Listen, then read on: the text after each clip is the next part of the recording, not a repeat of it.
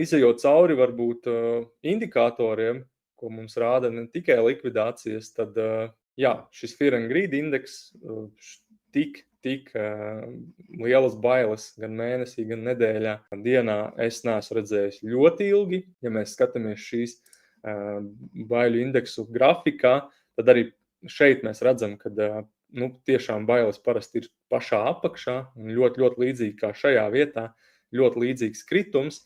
Šeit, protams, ka tas bija ilgāk un tas bija bear markets, tas ir savādāk. Bet tā parasti lokāli mums šāda veida bailes ir pati apakša.